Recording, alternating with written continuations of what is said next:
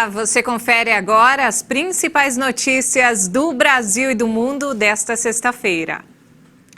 E um estudo feito na Inglaterra mostrou que a eficácia da primeira dose de vacinas cai diante da variante Delta detectada pela primeira vez na Índia. Os resultados reforçam a importância da segunda dose das vacinas Pfizer e AstraZeneca para ter a proteção garantida. O benefício de uma imunidade parcial após tomar a primeira dose das vacinas da Pfizer e AstraZeneca fica comprometido com a nova variante indiana em circulação. Um novo estudo publicado na revista New England Journal of Medicine revelou que com o avanço da variante Delta do coronavírus, a proteção provisória cai em cerca de 20%. Ao comparar as eficácias dos imunizantes da Pfizer e AstraZeneca em dados de 150 mil pessoas após as duas etapas de vacinação, cientistas da Agência Britânica de Saúde Pública mostraram que a proteção induzida contra a nova variante do coronavírus é similar àquela atingida contra a cepa alfa detectada originalmente na Inglaterra. As vacinas vinham oferecendo uma proteção de cerca de 50% para a alfa com apenas uma dose. E de acordo com a pesquisa, a eficácia provisória cai para a faixa dos 30% a 35% diante da variante Delta. Mas após a segunda dose, a diferença entre os resultados do enfrentamento da alfa e da Delta diminui de forma consistente. Com a Pfizer, a cepa Delta impôs uma queda de 93,7% obtida contra a alfa para 88% de proteção.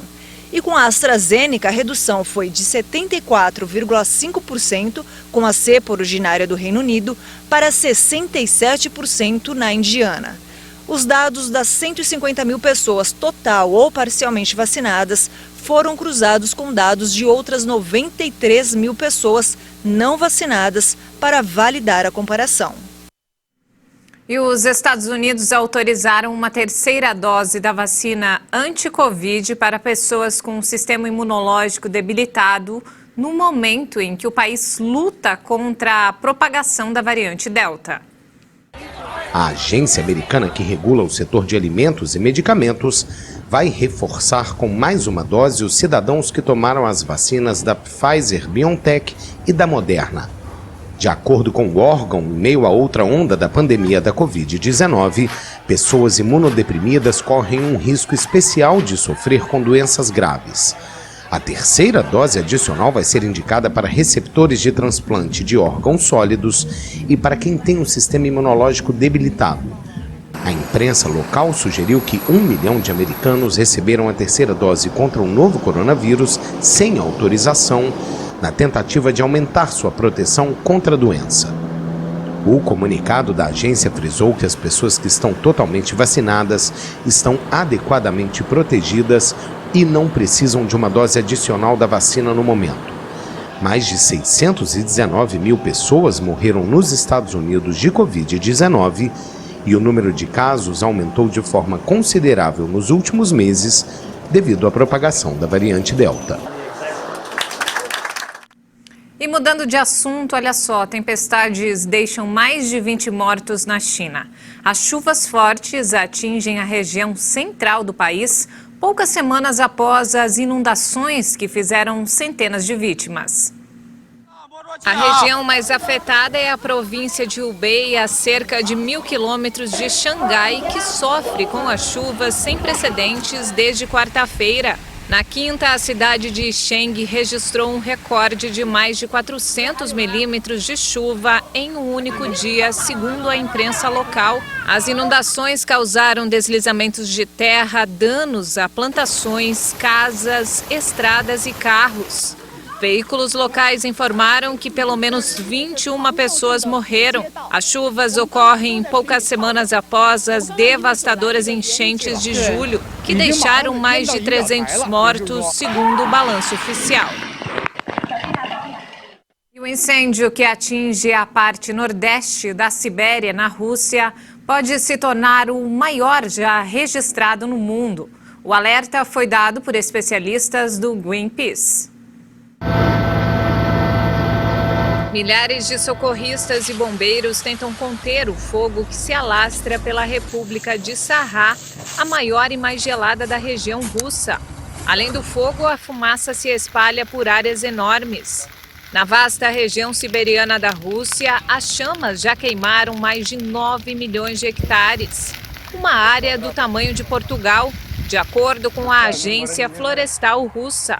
O chefe de uma região da Sibéria pediu aos moradores que fiquem em casa, já que a fumaça dos incêndios florestais causam preocupação com a saúde. A região de Sarrá registrou uma alta de 3 graus na sua temperatura anual desde o início do século XX. Os incêndios são até comuns nessa época do ano, mas os especialistas apontam que o que está sendo registrado em 2021 é anormal, tanto em extensão de área como de intensidade. A onda de incêndios neste ano é considerada uma das mais graves em todo o mundo, seja na Rússia, nos países do Mediterrâneo ou nos Estados Unidos.